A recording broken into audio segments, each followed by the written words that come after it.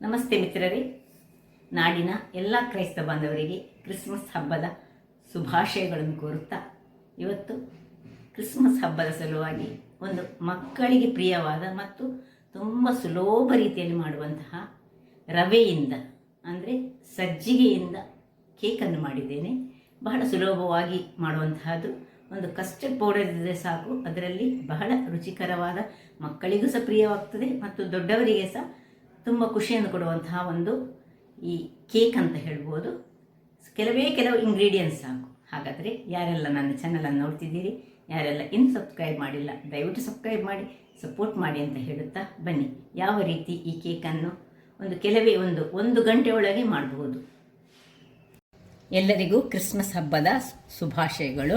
ಇಲ್ಲಿ ನೋಡಿ, ಇವತ್ತು ಈ ಉಪ್ಪಿಟ್ಟು ರವೆ ಅಂದರೆ ಸೂಜಿ ಇದನ್ನು ಬಳಸಿ, ಸಜ್ಜಿಗೆಯನ್ನು ಬಳಸಿ ಒಂದು ಒಳ್ಳೆ ಸ್ಮೂತಾದ ಕೇಕ್ ಮಾಡೋಣ. ಅದಕ್ಕೆ ಕಸ್ಟರ್ಡ್ ಪೌಡರನ್ನು ನಾನು ಯೂಸ್ ಮಾಡಿದ್ದೇನೆ. ಯಾವಾಗಲೂ ನಾವು ಕಸ್ಟರ್ಡ್ ಪೌಡರನ್ನು ಈ ಐಸ್ ಕ್ರೀಮ್ಗಳಿಗೆ ಯೂಸ್ ಮಾಡೋದಲ್ಲ, ಇವತ್ತು ಈ ಕೇಕಿಗೆ ಕಸ್ಟರ್ಡ್ ಪೌಡರನ್ನು ಯೂಸ್ ಮಾಡಿ ಒಂದು ರುಚಿಕರವಾದ ಕೇಕ್ ಮಾಡೋಣ.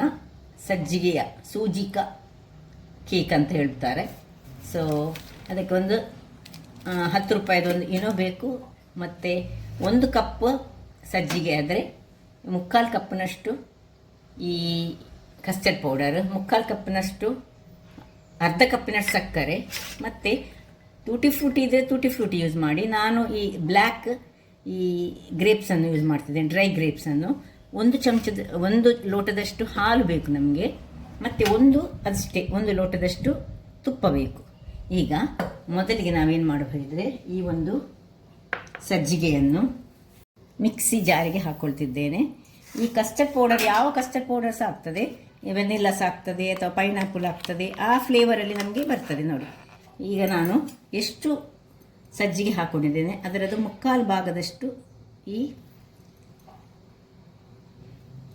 ಕಸ್ಟರ್ಡ್ ಪೌಡರನ್ನು ಹಾಕ್ಕೊಳ್ತಿದ್ದೇನೆ. ತುಂಬ ಹಾಕ್ಕೊಳ್ಳಿಕ್ಕೆ ಹೋಗಬೇಡಿ. ಅದಾದಲ್ಲಿ ಇನ್ನು ಇದಕ್ಕೆ ಸಕ್ಕರೆ ಸಹ, ಕಸ್ಟರ್ಡ್ ಪೌಡರಲ್ಲಿ ಸಕ್ಕರೆ ಇರ್ತದೆ, ಅದನ್ನು ನೋಡಿಕೊಂಡು ನಾನು ಒಂದು ಸ್ವಲ್ಪ ಹಾಕ್ಕೊಳ್ತೇನೆ. ಸ್ವೀಟ್ ತುಂಬ ಬೇಕಿದ್ದರೆ, ಮಕ್ಕಳಿಗೆ ಮಾಡೋದು ಹೆಚ್ಚಾಗಿ ನಾವು ಮಾಡೋದೇ ಮಕ್ಕಳಿಗೋಸ್ಕರ, ಅದಕ್ಕೆ ಸ್ವಲ್ಪ ಅವರಿಗೆ ಸ್ವೀಟ್ ಬೇಕಾಗ್ತದೆ. ಈಗ ಇದನ್ನು ಮೊದಲಿಗೆ ಒಂದು ಗ್ರೈಂಡ್ ಮಾಡಿ ತರ್ತೇನೆ. ವೀಕ್ಷಕರೇ, ಇಲ್ಲಿ ನೋಡಿ, ಈ ರೀತಿ ಪೌಡರ್ ಆಗಿ ಬಂತು. ಈಗ ಇದಕ್ಕೆ ನಾವು ಹಾಲನ್ನು ಹಾಕ್ಕೊಳ್ತಿದ್ದೇನೆ. ನಾನು ಹಾಲು 1 ಲೋಟ ಆದರೆ ಅಷ್ಟೇ ನಾವು ತುಪ್ಪವನ್ನು ಹಾಕ್ಕೊಳ್ಳಿಕ್ಕುಂಟು. ನಾವು ಒಂದು ಅಂದಾಜಲ್ಲಿ ತುಪ್ಪವನ್ನು ನಾನು ಹಾಕ್ಕೊಳ್ತಿದ್ದೇನೆ. ನೋಡಿ,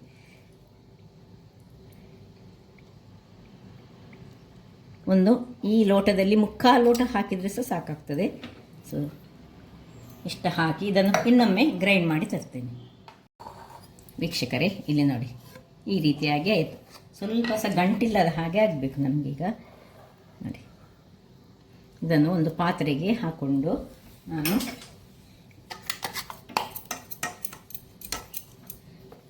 ಇದು ಸ್ವಲ್ಪ ದಪ್ಪ ಆಯಿತು. ಈಗ ಇದಕ್ಕೆ ಚೂರು ನಾವು ನೀರು ಅಥವಾ ತುಪ್ಪ ಯಾವ ಸಹ ಆಗ್ಬೋದು ಸೇರಿಸ್ಕೊಳ್ಳೋಣ. ನಾನು ಸ್ವಲ್ಪ ನೀರನ್ನು ಸೇರಿಸ್ಕೊಳ್ತಿದ್ದೇನೆ. ಆಲ್ರೆಡಿ ನಾನು ಸಾಧಾರಣ ತುಪ್ಪವನ್ನು ಹಾಕ್ಕೊಂಡಿದ್ದೇನೆ. ನೋಡಿ, ಇದು ಸ್ವಲ್ಪ ದಪ್ಪ ಕನ್ಸಿಸ್ಟೆನ್ಸಿಯಲ್ಲಿ ಬಂತು. ವೀಕ್ಷಕರೇ ನೋಡಿ, ಇದಕ್ಕೆ ಸ್ವಲ್ಪ ನೀರನ್ನು ಹಾಕ್ಕೊಳ್ತಿದ್ದೇನೆ ನಾನು. ಎಷ್ಟು ನೀರು ಬೇಕು ಅಷ್ಟು ನೋಡಿ. ತುಂಬ ದಪ್ಪ ಸಹ ಆಗಲಿಕ್ಕಿಲ್ಲ, ಅದು ತುಂಬ ನೀರು ಸಹ ಆಗಬಾರ್ದು. ಸೊ ಇದರಲ್ಲಿ ಎಲ್ಲ ಸ್ವಲ್ಪ ಈ ಸಜ್ಜಿಗೆ ಆದ ಕಾರಣ ಅದು ಹಿಡಿದುಕೊಳ್ತದೆ ಎಲ್ಲ. ಸ್ವಲ್ಪ ನೋಡಿಕೊಂಡು ನಾವು ನೀರನ್ನು ಹಾಕಿ, ಈಗ ಸ್ವಲ್ಪ ನೀರಾದರೂ ತೊಂದರೆ ಇಲ್ಲ, ಯಾಕೆಂದರೆ ಈಗ ನಾವು ಒಂದು 10 ನಿಮಿಷ ಇದನ್ನು ನಾವು ನೆನೆಯಲಿಕ್ಕೆ ಬಿಡ್ತೇವೆ, ಆಗ ಅದು ಪುನಃ ದಪ್ಪ ಆಗ್ತದೆ. ಹಾಗಾಗಿ ಈ ಎಲ್ಲ ಎಷ್ಟು ನೀರು ಹಾಕ್ಕೊಂಡಿದ್ದೇನೆ ಅದನ್ನೆಲ್ಲ ನಾನೀಗ ಇದರಲ್ಲಿ ಹಾಕ್ಕೊಳ್ತೇನೆ. ಸೊ ಇದು ತುಂಬ, ಇದಕ್ಕೆ ಏನು ಮೊಟ್ಟೆ ಹಾಕಲಿಕ್ಕಿಲ್ಲ, ವೆಜಿಟೇರಿಯನ್ಸ್ಗಳಿಗೆ ಹೇಳಿ ಮಾಡಿಸಿದಂತಹದ್ದು. ನಮಗೆ ಸಹ ಹಾಗೆ, ಯಾರು ನಾನ್ ವೆಜ್ ತಿನ್ನೋರಿಗೆ ಸಹ ಈ ಒಂದು ಕೇಕ್ ಮಕ್ಕಳಿಗೆ ಸಂಜೆ ಕಾಫಿಗೆ ಎಲ್ಲ ಬಹಳ ಚೆನ್ನಾಗಿ ಆಗ್ತದೆ. ಈಗ ಇದಕ್ಕೆ ಸ್ವಲ್ಪ ನಾನು ಟೂಟಿ ಫ್ರೂಟಿ ಹಾಕ್ಕೊಳ್ಳಿ. ನಾನೀಗ ಇದನ್ನು ಈ ಡ್ರೈ ಬ್ಲ್ಯಾಕ್ ಕಲರದ್ದು ಗ್ರೇಪ್ಸನ್ನು ಹಾಕ್ಕೊಳ್ತಿದ್ದೇನೆ. ನಿಮಗೆ ಯಾವುದು ಬೇಕೋ ಅದನ್ನು ನಾವು ಹಾಕ್ಕೊಳ್ಬೋದು, ಏನು ಹಾಕದೆ ಸಹ ಬೇಕಿದ್ದರೆ ಮಾಡ್ಕೊಳ್ಬೋದು. ನೋಡಿ, ಹೀಗೆ ಸ್ವಲ್ಪ ಬೀಟ್ ಮಾಡಲಿಕ್ಕೆ ನಾವು ಬೀಟರನ್ನು ಚೂರು ಯೂಸ್ ಮಾಡಿಕೊಡ್ತಿದ್ದೇನೆ ನಾನು ಚೂರು.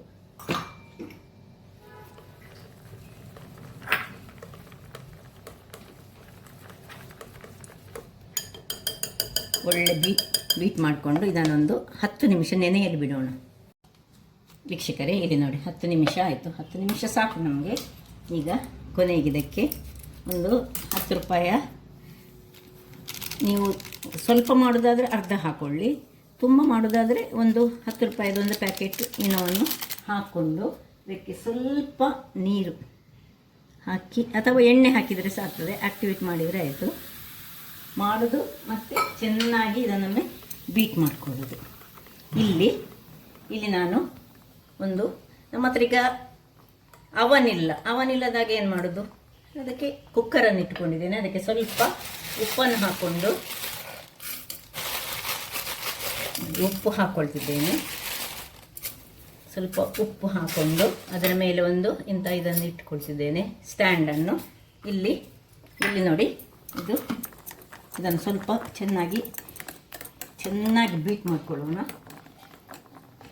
ಇನ್ನು ಇಲ್ಲಿ ನಿಮ್ಮ ಹತ್ರ ಬಟರ್ ಪೇಪರ್ ಇದ್ದರೆ ಬಟರ್ ಪೇಪರ್ ಹಾಕ್ಕೊಳ್ಳಿ, ಇಲ್ಲದಿದ್ದರೆ ಸ್ವಲ್ಪ ಯಾವುದಾದ್ರೂ ಒಂದು ಅಕ್ಕಿಯ ಹುಡಿಯ ಅಥವಾ ಮೈದಾ ಹುಡಿಯ ಯಾವುದನ್ನಾದರೂ ಡಸ್ಟ್ ಮಾಡಿಕೊಳ್ಳಿ.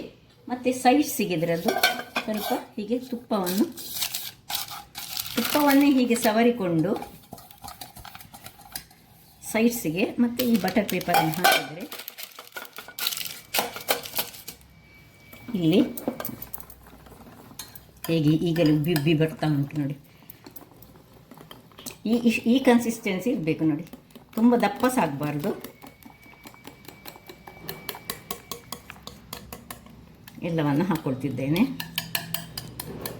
ಈಗ ಮೇಲಿನಿಂದ ಒಂದೊಂದು ದ್ರಾಕ್ಷಿಯನ್ನು ಹೀಗೆ ದೂರಕ್ಕೆ ಇಟ್ಕೊಳ್ಳೋಣ. ಇದು ಗಾರ್ನಿಷ್ ಮಾಡಿಕೊಳ್ಳಿಕ್ಕೆ ಮಾತ್ರ, ಅಥವಾ ಟುಟಿ ಫ್ರೂಟಿ ಇದ್ದರೆ ಅದನ್ನು ಸಹ ಹಾಕ್ಕೊಳ್ಬೋದು.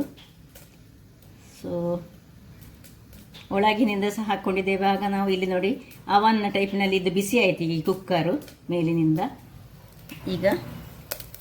ಈಗ ಇದನ್ನು ಇಕ್ಕಳದ ಸಹಾಯದಿಂದ ಬೇಕಿದ್ರೆ ಇಟ್ಕೊಳ್ಬೋದು, ಅಥವಾ ಹೀಗೆ ಸೀದಾ ಸ್ವಲ್ಪನ ನಿಮ್ಮ ಹತ್ರ ಬೇರೆ ಟೈಪಿನದಿದ್ದರೆ ಬೇರೆ ಟೈಪಲ್ಲಿ ಉದ್ದ ಶೇಪಿನಲ್ಲಿದ್ದರೆ ಉದ್ದ ಶೇಪಲ್ಲಿ ಸಹ ಮಾಡ್ಕೊಳ್ಬೋದು. ಇದು ನೋಡಿ, ಈ ರೀತಿಯಲ್ಲಿ ಇಟ್ಟು ಮುಚ್ಚಳವನ್ನು ಮುಚ್ಚಿಕೊಳ್ಳೋಣ. ವೀಕ್ಷಕರೇ, ಇದರದ್ದು ಈ ಗ್ಯಾಸ್ಕೆಟನ್ನು ತೆಗೆದುಕೊಂಡು ಖಾಲಿ ಇದನ್ನು ಮಾತ್ರ ಹಾಕ್ಕೊಂಡು ಮುಚ್ಚಿಕೊಳ್ತಿದ್ದೇನೆ. ಸುರಿಗೆ ಸ್ವಲ್ಪ ದೊಡ್ಡ ಉರಿ ಇರಲಿ, ಮತ್ತು ಸ್ವಲ್ಪ ಹದ ಉರಿ ಮಾಡಿದರೆ ಆಯಿತು. ವೀಕ್ಷಕರೇ, ಇಲ್ಲಿ ನೋಡಿ, ಸಾಧಾರಣ 40 ನಿಮಿಷ ಹದಾ ಉರಿಯಲ್ಲಿ ಇಟ್ಕೊಂಡಿದ್ದೇನೆ. ನೋಡಿ ಹೇಗೆ ಬಂದಿದೆ ನೋಡಿ. ಸ್ವಲ್ಪ ಮೇಲಿನಿಂದ ಹೀಗೆ ಚೆಕ್ ಮಾಡಿಕೊಳ್ಳೋಣ. ಒಂದು ಕಡ್ಡಿ ಹಾಕಿದರೆ ಇಲ್ಲಿ ನೋಡಿ ಅಂಟಿಲ್ಲ. ಹೀಗೆ ಇದನ್ನು ತೆಗೆದುಕೊಳ್ಳೋಣ.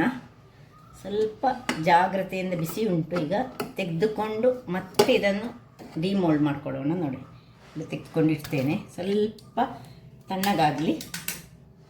ಇಲ್ಲಿ ನೋಡಿ, ಇಲ್ಲಿ ನಾನು ಉಪಯೋಗಿಸಿದಂತಹ ಉಪ್ಪು, ಇದನ್ನು ನೀವು ತಣ್ಣಗಾದ ಮೇಲೆ ನೋಡಿ, ಇದು ತೆಗೆದ ಮೇಲೆ ಈ ತಣ್ಣಗಾದ ಮೇಲೆ ಇದನ್ನು ಒಂದು ಬಾಕ್ಸಲ್ಲಿ ಹಾಕಿಟ್ಟುಕೊಂಡು ಇನ್ನೊಂದು ಸರ್ತಿ ಹೀಗೆ ಮಾಡುವಾಗ ಇದನ್ನೇ ಯೂಸ್ ಮಾಡ್ಕೊಳ್ಬಹುದು. ಇದೇನು ವೇಸ್ಟ್ ಆಗೋದಿಲ್ಲ. ವೀಕ್ಷಕರೇ ನೋಡಿ, ಸ್ವಲ್ಪ ತಣ್ಣಗಾಯ್ತು. ಈಗ ಸ್ವಲ್ಪ ಸೈಡ್ಸನ್ನು ಸ್ವಲ್ಪ ಬಿಡಿಸ್ಕೊಳ್ಳೋಣ. ಇನ್ನು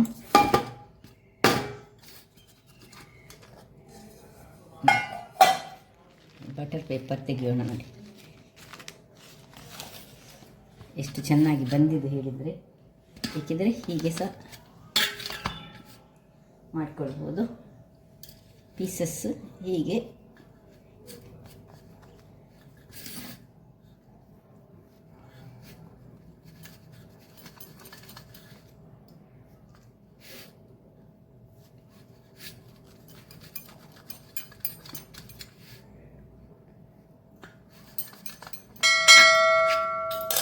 ಮಕ್ಕಳಿಗೆ ಹೀಗೆ ಕೊಟ್ಟರೆ ಬಹಳ ಖುಷಿಯಿಂದ ತಿಂತಾರೆ.